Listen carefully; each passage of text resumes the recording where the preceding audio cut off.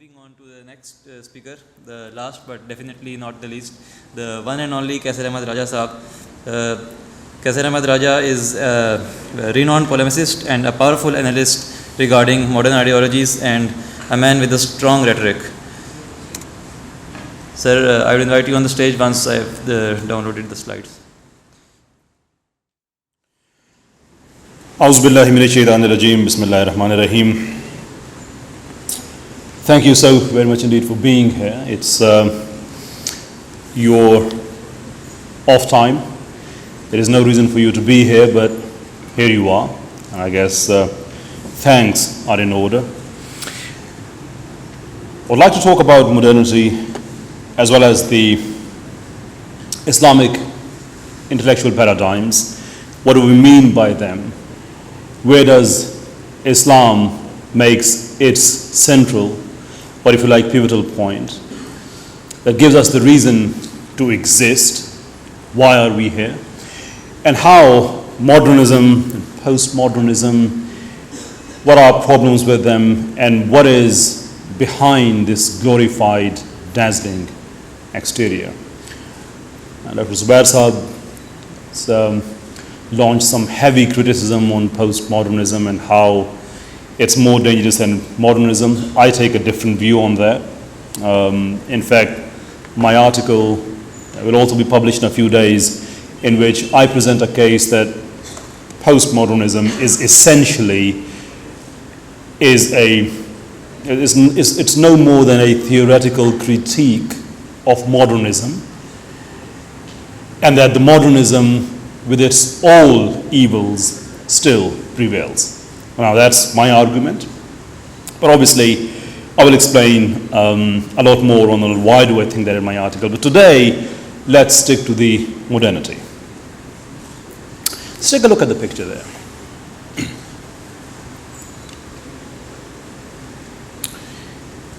If you look at this picture, it says, just give me 1 second, and it's rather difficult to talk about this image, but I have to. This is a man, a Congolese man, in 1904 in Belgium occupied part of Africa. He is looking down at something, and every picture ever in history, it becomes alive and it bears meaning because of the expression contained within the picture. Not this picture though, because if you look at the lack of expression on the face of the man there, that essentially is what the summary of the story is. His name was Nazala. He is looking down at two objects, one of which is a chopped off foot of his daughter, and the other object is chopped off hand of the same daughter. Only 5 years old, killed, mutilated, extremities chopped off, and presented to him all because he failed to produce enough rubber for that day. That's it. And the punishment, to encourage him, they killed his wife, they killed his daughter, and that was not enough. They chopped off her hand and foot and put it in front of him. When you look at that picture, I'm a father of a daughter. When you look at the lack of expression, that tells you that the man is dead from within. He's no longer alive. Maybe the body is there, but he's dead. It's done. Finished. That, my dear friends, is what modernity is built upon. Shattered dreams, stolen futures, broken hopes, chopped off hands and feet. So the beautiful background you see today, the modern Europe and the Western civilization that we see and that is presented to us as the ultimate epitome of development and rationality and science and technology and human rights and hope for the human future, well, that's built upon that. Now, one might present an argument that, look, that was more than a century ago. Things have changed. People are different. Well, take a look at this picture. This is Ali Abbas feeding his son using his feet because his arms are not there. And arms are not there because they were lost in a US missile strike at his home. That is not a century ago. That's just a couple of decades ago we are talking about. And which is the reason for my take that I am going to present in my article, that postmodernism is a brilliant philosophical critique of modernism, but modernism itself is here. We have seen the rise of postmodernism from 70s onwards, but we've also seen the global wars, the conflicts, still stealing the future of children as we speak, for example. Centuries ago, what happened in Africa, you've seen the picture of that, but as we speak today, in August 2023, more than 2 million children are enslaved on the farms in West Africa, in Ghana and other places, producing the essential natural ingredients so that the children of people living in the West can eat chocolate. It's called the chocolate slavery. I would encourage you to read up on it. More than 2 million children. So in the West, when you look at a child, when you look at all these big companies, Master Foods and Nestle and all these people, Mars and Cadbury and you name it, when you look at them making advertisements for TV in which they show happy faces of children eating chocolate, well, essentially those children are eating the future of those enslaved children. That's not chocolate. That's a stolen future. That's stolen hope. That is Nazlas that you've seen in picture. That is essentially what modernity is, and that is what modernism has been. Now, it would be a grave error, an intellectual dishonesty if we don't give credit to some of the good things that came about because of modernity. For example, all the scientific advancement, the gadgets that we use and all the facilities are remarkable. They are wonderful and we have to acknowledge them. But why is it that we always talk about them? Why is it that we do not talk about the dark side, the evil side of modernity, which is glorified in a way that you always look at that dazzling exterior and you don't talk about all the evils that are brought about because of modernity. So these are just two things. This is my opening thesis. So let's get into the rather deeper aspect of it. So what are the other problems? Well, first and foremost, it focuses on instrumental rationality. So now we are no longer talking about the wars. We are not talking about all the atrocities, but we are talking about how it has affected the human agency. Modernity promotes a technical means ends rationality focused on efficiency rather than morality or meaning. Actions become oriented towards productivity rather than an inherent value. And this is a flawed and limited conception of your reasoning, because you are not given the reasoning so that you can manufacture things only, though that is an important thing. You are not blessed with reasoning and the idea or your capability of thinking so that you can create a massive competition for a rich few who owns the factories and manufacturing plants, and you limit yourself on the materialistic things such as how do I get more pay, how do I get more promotion, how do I buy a better car, how do I buy a bigger house, and that is that. And part of that then is that to be able to achieve all these things, everything that gets in the way, you simply suppress that. That includes having children, by the way. That includes being a decent human being. Now people in our society, they somehow present a beautiful face of the West, and again we acknowledge all that beauty in that face. We accept that. And they tell us that, look, human rights prevail in the West. They do. Poor people are catered for. True. But that only happens at the institutional level. It doesn't happen when it comes to the people-to-people connection. At that level, it just does not happen. It's just a myth of a humane Western society. The Western society is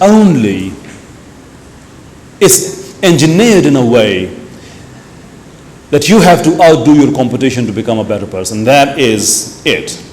So the rationality itself is limited to mechanistic means. It is self-centered. It does not think of other humans as humans, it just thinks of other humans as competition, and that's that. That simply cannot be good enough, because at the end of the day, for you to realize your potential and have a fulfilling human experience, the basic most thing you need is the acknowledgement of your human agency, your reason of existence. That cannot be instrumental rationality. So that's the problem number one.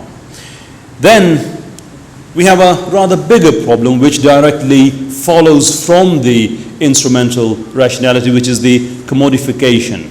People are no longer people. Everything is a commodity. So the entire society is divided in just two things. Either you are a producer or you are a consumer. That's that. That, I would imagine, is one of the best depictions you can have where people are being turned into the barcodes. That is essentially what commodification is. And this, by the way, emanates from the old tradition of slaveries. It isn't something new. The transatlantic slavery itself is part of modernity, because modernity didn't start 20 years ago. It is there for a few hundred years, and part of which is global colonialism, part of that is global slavery and so forth. All those are the products of it. But this new commodification is just a new form of slavery. The new banking system is a new part of slavery. It's a new system of it, it's a new form of it. Allow me to explain. If you look at some of the older pamphlets, if you look at some of the older advertisements on Google, I'm sure you can find, or any other search engine that you may prefer, you will see on the events, for example, the slave trade events, or the places, you will see there is a picture of a slave, and then there is a content written with it. Age, height, build, abilities, capabilities, can work on certain farms, can work with iron, has that technical skill, this, that, and the other. So there is a profile of the slave created, and that is how the slave is valued. So the slave, if I can put it this way, the slave is valued against a quantifiable profile. That's how it used to work. Today we have the credit rating system in the West. The banks, they will deal with you based on your credit file. So if you have a good credit file, you are deemed as a good slave. The bank will help you out. You have more value because the bank doesn't attach value with you based on your problem-solving skills or based on your ability to teach people, enlighten other people. No, none of that matters. What does matter is, what is your credit profile? If that is good, you will be valued. If that is poor, you will be disowned just like a slave would be disowned 200 or 300 years ago. It's essentially the same concept, just evolved and modernized. And then what happens within the modern slavery of commodification is that you are given a choice, or rather illusion of choice. You are free to do whatever. But what choice is there if you can only choose from a range which is imposed upon you? How is that a choice? To quote Henry Ford, you can choose any color so long as it's black. That is essentially what the commodification is. You see, the worst form of slavery is not when your freedom is taken away from you. It isn't. The worst form of slavery is not when you are tortured. No. The worst form of slavery is not when your choices are removed from you. The reason they are not the worst forms is because you can consciously experience them, and because of your conscious experience, you can always build a resistance against them. So the worst form of slavery is when you don't even know that you are a slave. That is modernity. That is consumerism. That is commodification. You think I am free to buy that cosmetic product or that cosmetic product, but ask yourself, why do you have to buy that? Can you not live without them? You can. Nothing affects quality of your life. It doesn't affect your digestive system. Not at all. But the reason you have to do that is because the entire apparatus of society is engineered in the way that you have to. You are conformed to it. You are indoctrinated that you have to do it. And new deities, new gods are created in the form of influencers, actors, models. They are presented to you wearing those products, be they the aesthetic products or footwear or whatever, and then you feel compelled that you have to do it. Bring psychology in there, bring the Joneses effect in there, you feel conformed, you feel pressurized that if I am to have any value in the society, then I have to conform, otherwise I will be regarded as an outcast. That, my friends, is not a choice. That is being a slave without knowing that you are a slave. And that is modernity. Then another bigger problem is the ethnocentrism. I mean, human rights, everyone is equal, we all are same, let's give humans equality. But by the way, if you don't think the European lifestyle is good, then you are regressive, you are out of date, you are subhuman, vashi, jungly. Essentially, that's what modernity is. So our cultural values are superior than yours. So everything that we have said so far, if you put everything in perspective, this is what we end up with. We looted, ransacked your places. We killed your children. We took your resources. We decided your futures. Now we are better than you, and if you think that you are different, then you are regressive. Welcome to modernity. Essentially, this is all about we have taken everything from you, and now you have to accept that we are better than you, or you are backward-looking, regressive people. You know the language of modernity? Reasoning, rationality. What is not part of that language? Care, value, human agency, affection. No, that's not part of it. So essentially, it is my way or the highway. We are better people, we think. And this is, if you look at the post-colonial theory, what that note says that the modernity assumes Western culture as the standard, measuring non-Western societies as underdeveloped or primitive.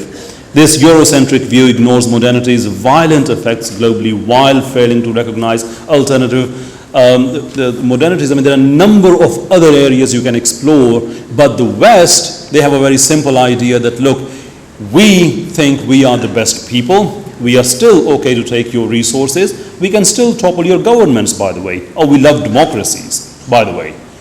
But if that democracy is used by Hamas, we will kick them out because that democracy doesn't suit us. We are against autocracies. But if a certain king suits us, sure, why not? In fact, it's better because you get to have a one-window operation. With democracy, you have to buy the entire parliament. With autocracy, you just have to buy one king, that's it. That suits us, therefore we are going to work with them. In Iran, in early 1950s, Dr. Mossadegh's democratically elected government was overthrown by the proponents of modernity because apparently that was not suitable for the modern people in the West. So democracy is just a tool and only use it when you need it. Incoherence of modernity that comes in the form of your social life, I will not take too much of your time on that, but just to give you a hint, and then you can dig deeper, do your own research and see how far you can go with it. Here are the ideas, two of the finest intellectual social products that the modern West has given us. Number one, democracy. Number two, human rights. Do you know how many human rights are democratically created? Anyone? Every time I ask a question, I'm always met with the same silence. And the answer is zero. Not a single human right, be it the charter mechanism of the United Nations or the treaty mechanism of the United Nations or the European Convention on Human Rights or any other, none of them are democratically created. None of them were consulted with people that we think you should have these human rights. Why don't you have your say in that? No. They're just imposed on people undemocratically, and now people have to get on with them because if you don't accept them, you're done. One might make an argument that if that were the case, then why is it that the MOD in the UK is still being sued by so many people, i.e. the relatives of the soldiers, British soldiers who lost their lives in Iraq on the human rights basis? Surely, if the human rights is just a tool for the West, then why is it that the ordinary people can sue their militaries? It happened in the UK. And that is a brilliant argument, only up to a point. Because when you look at the answer, you will find something like this. Oh, because the MOD, the Ministry of Defence in the UK, forgot to claim the derogation. And that is the only reason. Do you know what derogation means? Derogation in simple English means that the human rights will not apply on us. We are going on Iraq, it's an illegal war, we will kill people there, and by claiming derogation, we are saying that the human rights will not apply on us. That's essentially what derogation means. It does have different legal language when you talk about legally, but I'm making a very simple explanation of it. MOD forgot to do that, that's it. They forgot to fill that form, therefore it allowed people to sue them. Apart from that, no. If they had filled that form to say, by the way, human rights don't apply on us, and now we are on free to go and go on killing spree. And by the way, when it comes to the British soldiers, I don't criticize British soldiers because they were coerced to go there. It was wrong policies of their governments. They lost their lives. There is no sense, there is no humanity in making fun or mocking their work in Iraq. But I personally know so many British soldiers, and I haven't met a single one of them who were ever happy with the decision of their governments. I haven't seen a single one. I've lived for just about 20 years in the UK, came back a couple of years ago. I used to be a trainer there. I used to train British soldiers, British police, among many of the trainings that I used to do there. And we used to have a lot of friendly, casual conversations. I have not met a single British soldier who were ever happy about what they did in Iraq. But apparently, that is another topic. So let me move on to the conclusion, just a couple of things. This slide that you're looking at now, this is a rather spoken or the less spoken about under the radar topic, and that is the environmental exploitation. Powerful modernist countries and their companies engage in petroleum, fuel, and other sort of excavations of the land. In literal sense, they are destroying Africa, Asia. If you look at this picture, it pretty much tells you everything about what is happening. They are polluting the rivers and the lakes of Africa. The recent floods in Pakistan is not Pakistan's doing. It is the result of the climate crisis which is created by modernist countries, not by countries like Pakistan. The rising temperatures are causing glaciers to melt. That creates excessive water puts excessive water in our streams and rivers, when it goes beyond the capacity that creates the flood, and yet again, subcontinental countries, African countries are paying for the lavish lifestyle of the modernist countries in the West. Now, these are some of the problems of modernism, and they prevail. Again, postmodernism is a thing, I don't deny that. But it's more of a philosophical critique of modernism. Everything that we have discussed, that still happens under the pretext of modernism. It still happens. Still, the same countries that occupied most of the world are the same countries who steal most of the weapons, even today. They are behind every conflict on this globe, on this planet. It's all there, nothing has changed. So the idea of postmodernism is glorified, is brilliant. But the modernism, with all its evils, prevails. So the question is then, lastly, I will only take a few minutes, because we also have to talk about the intellectual paradigms of Islam. How does Islam resolve these problems? Now, the first and foremost, Islam's focus is on the human agency. It talks about essentialism. It does not give you the intellectually flawed and horrible notions of existence without a meaning. It's simply impossible to exist without the meaning. So it talks about essentialism. It talks about your purposes. Quran asks rhetorical questions. Do you think you are created without a purpose and that you don't have to return to your Lord? A rhetorical question is just in a form of a question. Actually, it's a statement which is framed as a question. It's one of elements of linguistics, so to speak. So when Allah subhanahu wa ta'ala asks these questions, Allah is not asking these questions, Allah is making that statement that you are created and you have a purpose and that you have to go back to your Lord.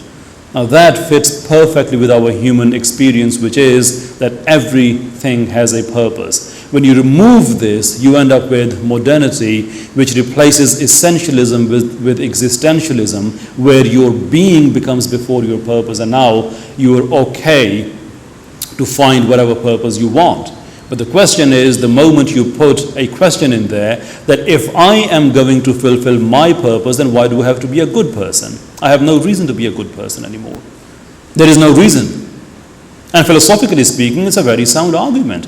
If you are the one who gets to decide your future, why should you be good? Do whatever it takes to have that future. And it is explained by another branch of philosophy called the rational egoism, which exactly says the same thing. And that is not just a philosophy, we actually see the effect of that in the world. All the things that I have mentioned, from cutting the extremities of one's children and put those hands and feet in front of a father, to killing up to 1 million people in Iraq and everything that happened in between, it's all about my way. Why should I think about you? Why should I think of you or for you? It's all about me and my people. So this is what happens when you take it to a further, when you extrapolate it to international level. So what used to happen with countries, it's now happening through an international order. Islam has none of that.